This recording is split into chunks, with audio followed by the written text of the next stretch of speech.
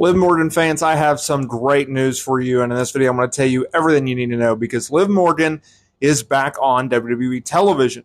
She returned at the Royal Rumble, okay, after months of being on the sidelines due to an injury. And so when she came back to the Royal Rumble, there was a black cloud hanging over her head because she returned at the Royal Rumble in Tampa last month by entering the Women's Royal Rumble match at number 30. Now, last July on an episode of Monday Night Raw, there was an angle where Women's World Champion Rhea Ripley, they were supposed to wrestle each other, right? But Ripley attacked Morgan, wrote her off of television because Morgan was dealing with a shoulder injury. Now, while away from WWE, she got in a little bit of a hot water because she was arrested for possession of weed during a traffic stop. And that really sucked for her because a lot of people were concerned about Liv Morgan and her status within the company. The good news is WWE made it very clear very quickly, look, there's no heat on her. One, it was synthetic weed. Two, it was very small amounts of weed. No big deal.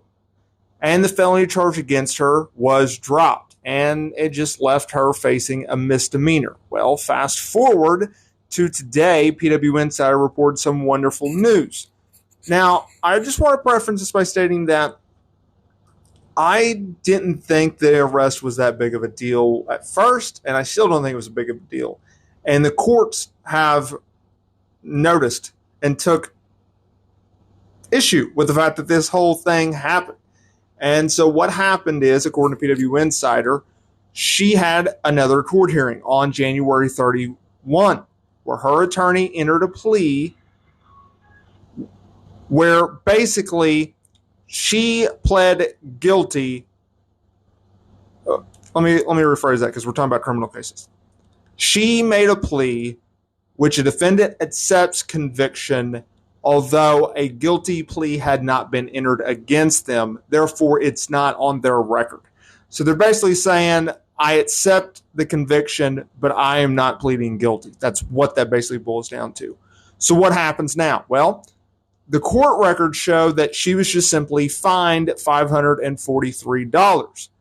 The charge for possession of marijuana, a first-degree misdemeanor in Florida, well, that's supposed to be punishable up to 1 year in jail or probation with a $1,000 fine, as well as a 6-month driving license suspension, random drug testing, and reimbursement of fees. However, the court records only refer to the fine being opposed in this case, meaning she just had to pay the $543.